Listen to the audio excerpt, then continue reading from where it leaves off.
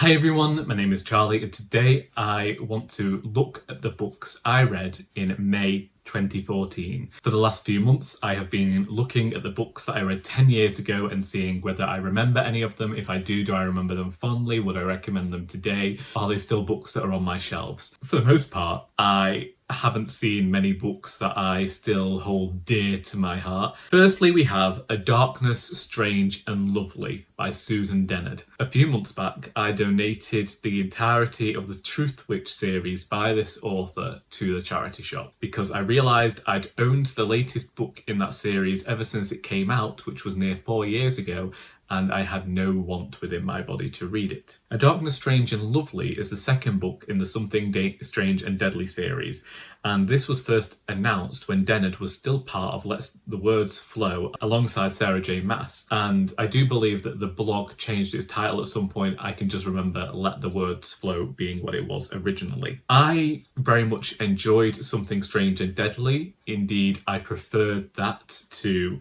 the Throne of Glass series. They often compared to each other because of the fact that both authors wrote for the same blog. A Darkness Strange and Lovely, I can always remember the cover reminding me of something from Basil the Great Mouse Detective, and I think that the second one was set in Paris. And the thing about these books is it's zombies in, I'm going to say Victorian America, but 1800s America, and then in France, and then the final book goes to Egypt. One thing I liked about this series was that Dennard was never afraid to torture her characters if it furthered the plot. I do look back on the Something Strange and Deadly series fondly, also because not many people know about it. When it came to getting rid of the Truth Witch series, I didn't mind that. If I ever want to go back to that in future, I'm sure I can find it again. In terms of this series, I just felt like I couldn't get rid of it because so few people know about it, and I did enjoy it. But the more I think about Eleanor Fitt and those books, I can remember how the series ended and thinking it was a shocker, but so far I haven't had any impetus to go back to that series because it was also young adult fiction, and this was the year that I outgrew it. And then we have Oryx and Crake by Margaret Atwood. This might have been the first Margaret Atwood book that I read. It took me nearly a month to read this book. I did not care for it. I think, and I've said it before, I don't think that I get on with Margaret Atwood's writing. She has her fans, she doesn't need me, and I'm at peace with that. Then we have The City's Son. I do not remember the author of this book, but it was an urban fantasy series, and I owned the sequel and then I unhauled them both. What people don't know is that at some point within the last 10 years, it might have been during the period of Unfathomable Sadness, I went through this huge thing where I unhauled quite a lot of books from my shelves because I was feeling the weight of them. At the time, my brother was pointing out this wasn't normal behaviour, but nobody else was questioning it. And The City's Son and its sequel are perhaps books that I wish I hadn't got rid of, because that book had, for urban fantasy, so much originality to it, and I'd rather enjoyed what I read when I read it.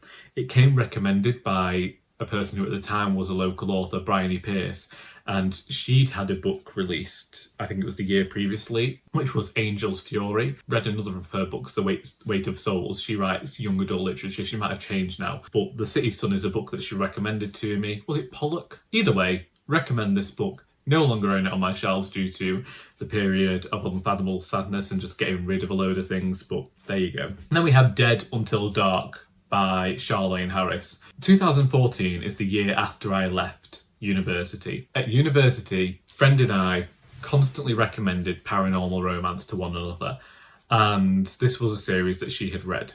We were watching the True Blood series at the time, and I liked the series, but I didn't like the books, and so once I read the first book, I had no intention of reading any further. Then we have City of Ashes by Cassandra Clare. This was originally my favourite book in the Mortal Instruments series, and this was a reread for me. I adored the Mortal Instruments series as a teenager. Then The Infernal Devices was announced, and I was thrilled by that. After The Infernal Devices, we got told there were going to be another 3 books in the Mortal Instruments series, and it was when The Dark Artifices came out and Lady Midnight came out, and I abhorred that book with every fibre of my being. I realised that I had outgrown the series.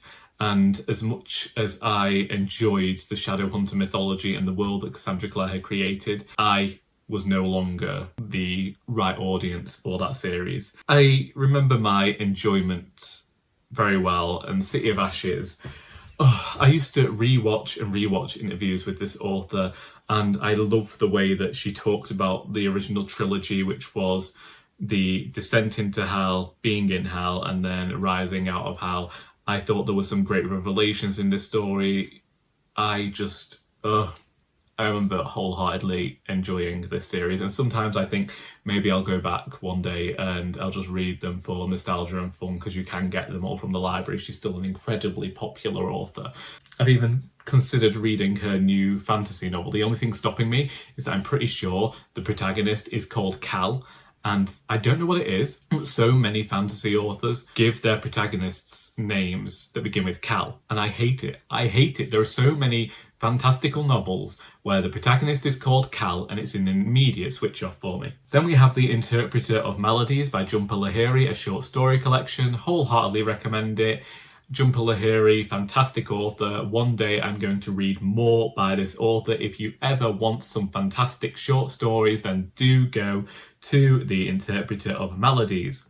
We then have The Phantom Tollbooth, who I believe is Norton Juster. So this is around the time that I was working on my first middle grade novel, and I had asked a friend of mine for recommendations of children's literature. I bought anything that I felt like it could give me this feeling of being discombobulated. When I'm going to middle grade fiction, that's what I want. I want something adventurous and magical, and I got that with The Phantom Tollbooth. I've never gone back to it. I hope to one day. That was brilliant. Then we have Alice's Adventures in Wonderland by Lewis Carroll. I own this book. I didn't necessarily like this book. Then we have The Ask and the Answer and Monsters of Men by Patrick Ness. This was a series that I got into because of BookTube, and BookTube was recommending it. I didn't actually come to BookTube until a year later, but I was very heavily invested in getting books because of BookTube. I got this entire series from the Leak bookshop, read the final 2 books in quick succession. In fact, looking at this, I think I must have been on holiday from work, because listen to this. I finished Sookie Stackhouse on the 21st of May. Then I went to City of Ashes and finished that on the 22nd. I finished Interpreter of Maladies and The Phantom Tollbooth on the 22nd of May. On the 23rd of May, I did Alice's Adventures in Wonderland.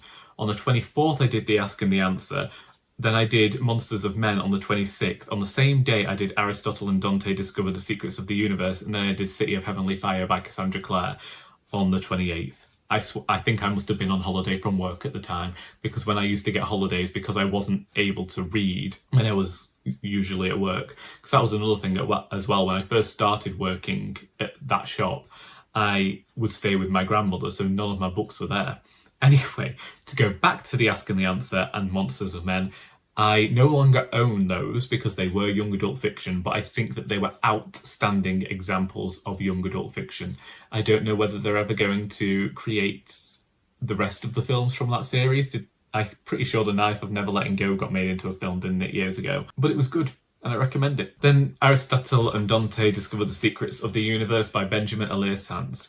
I haven't read the sequel, but I remember thinking this was a fantastic romantic novel, and I can remember wishing that I'd had it when I was younger, because I was 21 when I read it, and if it had just arrived about 6 years earlier, then I would have probably read and reread that and recommended it to everyone.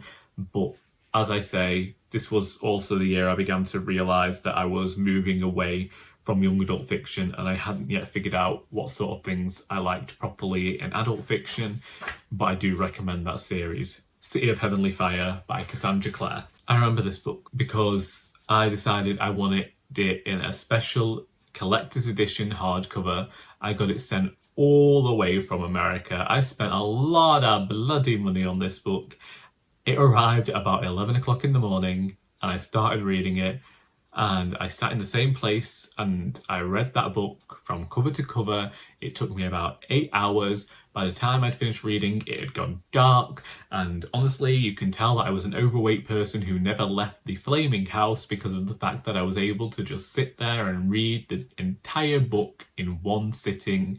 I think I enjoyed it because I think I was a huge fan of the series, and I wanted to see what Cassandra Clare was going to do with the world. I think I was impressed by it. But I also think that I remember being annoyed because it felt like she was going over old ground that we'd gone over in the Infernal Devices. I appreciate the way the author's mind works and the way that the universes interweave with one another, but I think that the first 3 books in this series were incredibly strong and were let down by 3 books that were quite bloated and unnecessary. If you look at City of Fallen Angels or something, it was the 4th book, and when Cassandra Clare originally announced that, she announced that it was going to be a Simon-focused novel of him travelling across the country, and that's not what it became. And it became this series to further the Mortal Instruments, and I just remember my disappointment and my moving away from that series. And I think it was growing older. I think part of it was also feeling like the author was writing fan fiction of their own series now. But I'm impressed with looking back at May 2014, even though I didn't read many books at the start of the month. When I took that holiday from work, I really powered through the books, but that is also something that I used to do. This is also around the time my father will have still been lambing, so I will have just had the time to sit on the settee and do nothing but read. And as I say, I didn't used to leave the house. I will have had the writers group on Thursdays, and I will have had Weight Watchers on a Wednesday morning, but otherwise I would have been free. It's strange when I look back and I think about what was going on in my life at the time of reading these books and think about where I will have been. I'm looking forward to talking to you about June 2014 next month, because my favourite graphic novel of all time is mentioned quite early on in June the following month. Some of the books that I'm going to be sharing with you over the coming months are books that have stuck with me. We'll talk about them when we get to them. All I have to say now is, if you've read any of these books and would like to discuss them, then please feel free to do so in the comments.